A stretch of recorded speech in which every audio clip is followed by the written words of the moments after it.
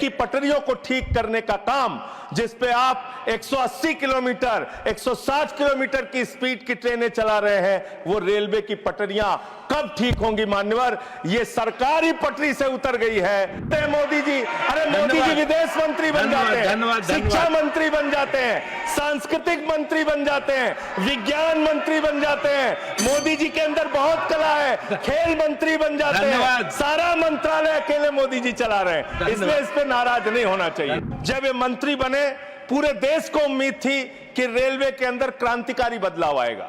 ये उम्मीद थी कि एक तकनीक के जानकार, एक पढ़े लिखे, एक शिक्षित योग्य मंत्री बने देश के अंदर, वो बदलाव लेके आएंगे। जितना ट्रेन की पटरी पे ट्रेन नहीं चलती, उससे ज्यादा ट्रेन के बाहर, पटरी के बाहर ट्रेनें चल रही हैं। ये अव्यवस्था का आलम है कि यहां भगदड़ से लोगों की मौत हो गई, मंत्री जी को पता तक नहीं था। धन्यवाद मान्यवर, आपने इस महत्वपूर्ण विभाग की, रेलवे विभाग की चर्चा पे मुझे बोलने का अवसर दिया। मान्यवर, भारतीय रेलवे के बारे में ये कहा जाता है कि जितनी ऑस्ट्रेलिया देश की आबादी है, उतने लोगों को भारत की रेल प्रतिदिन एक स्थान से दूसरे स्थान पे पहुंचाने का काम करती है। इतना बड़ा क्षेत्र है मान्यवर, रेलवे का क्षेत्र। हमारे साथियों ने भी कहा कि इसके लिए पहले अलग से बजट आता था, सबको इंतजार होता था, नई ट्रेनों की घोषणाएं होती थी, क्या क्या रेल के अंदर बदलाव किया जाता था, मंत्री जी बताते थे कितने कर्मचारी रखे जाएंगे, इसकी घोषणाएं होती थी, पूरे देश को इस बात का इंतजार होता था। लेकिन अब आप आम बजट के साथ रेलवे का बजट लेके आते हैं, हालत क्या बना दी। बातें तो बड़ी बड़ी होती है, Vande Bharat train, bullet train, प्रधानमंत्री जी ने कहा था बुलेट ट्रेन चलेगी मुंबई से अहमदाबाद तक। बुलेट ट्रेन चला रहे हैं ये लोग। बुलेट ट्रेन तो छोड़िए, जानवरों की तरह इंसान को रेलवे के अंदर ले जाया जा रहा है, एक जगह से दूसरी जगह तक। शर्म आती है, वो दृश्य देख के शर्म आता है मान्यवर। जब हमने देखा कुंभ के मेले के अंदर ट्रेन के डिब्बों को तोड़ने का दृश्य देखा, एसी डिब्बों को तोड़ तोड़ के लोग अंदर घुस रहे थे, जानवरों की तरह लोग एक जगह से दूसरी जगह तक जा रहे थे। आम इंसान की जिंदगी में सिर्फ मरना लिखा हुआ है। कभी रेलवे के ट्रैक पे मरना है, कभी एक ट्रैक पे दो ट्रेनें चल रही हैं, टकराना है, एक्सीडेंट में मरना है, तो कभी दिल्ली के अंदर भगदड़ में लोगों की जान चली जाती है। आम इंसान की जिंदगी में मरना लिखा हुआ है। और रेलवे के कर्मचारी, गैंग्समैन मेरे पास आए थे मिलने के लिए। सर, उन लोगों का यह कहना था रेलवे ट्रैक पे काम करते हुए एक्सीडेंट हो जाता है, उसमें भी उनकी जान जाती है। यह हालत हो गई है रेलवे की आज। और रेलवे के बारे में सीएजी की एक बहुत गंभीर रिपोर्ट है। माननीय मंत्री जी यहां पे बैठे, और मैं दिल से कहना चाहता हूं, कोई यहां पे बैठे इसलिए नहीं कह रहा हूं, जब ये मंत्री बने पूरे देश को उम्मीद थी कि रेलवे के अंदर क्रांतिकारी बदलाव आएगा। यह उम्मीद थी कि एक तकनीक के जानकार, एक पढ़े लिखे, एक शिक्षित योग्य मंत्री बने देश के अंदर, वो बदलाव लेके आएंगे। लेकिन रोज एक्सीडेंट पे एक्सीडेंट। जितना ट्रेन की पटरी पे ट्रेन नहीं चलती, उससे ज्यादा ट्रेन के बाहर, पटरी के बाहर ट्रेनें चल रही हैं।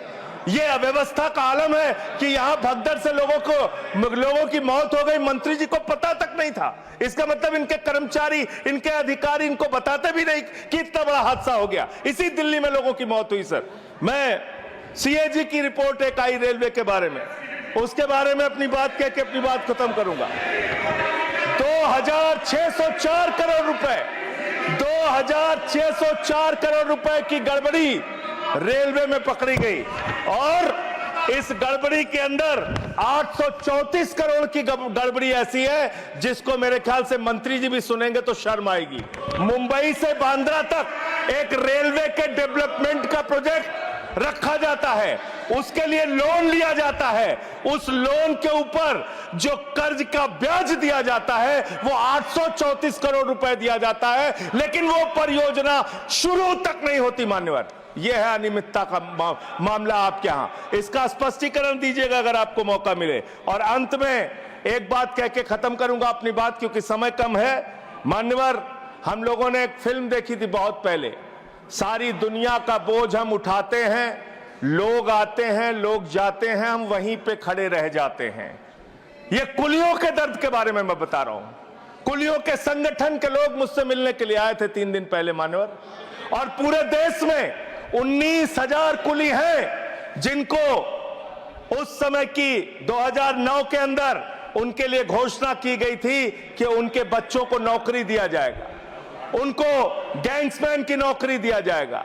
लेकिन आज उन कुलियों की हालत यह हो गई है कि रेलवे के प्लेटफॉर्म पे ई रिक्शा चलते हैं, रेलवे के प्लेटफॉर्म पे वाहन चलते हैं जिसमें सामान ढोने के लिए यात्रियों को एक प्लेटफॉर्म से दूसरे प्लेटफॉर्म पे पहुंचाने के लिए वहां पे वाहन मौजूद हैं। जाहिर सी बात है पैसेंजर उसका इस्तेमाल करेंगे। इन कुलियों का दर्द कोई सुनने के लिए तैयार नहीं है। मैं आपके माध्यम से माननीय मंत्री जी से अनुरोध करूंगा कि जो लोग वर्षों से लोगों का बोझ उठा रहे हैं, उनके परिवार की चिंता कीजिए, उनकी गरीबी की चिंता कीजिए, और कृपा करके ये 19,000 जो लोग हैं आज बेरोजगारी की कगार पे हैं, उनको कहीं समायोजित करने के लिए या उनके लिए कोई महीने की तनख्वाह की घोषणा, मदद की घोषणा सरकार की ओर से अपनी ओर से कीजिए। और अंत में यही बात कह के अपनी बात को समाप्त करूंगा कि आज पूरे देश को इंतजार है इस बात का कि कब ये दुर्घटनाएं रुकेंगी।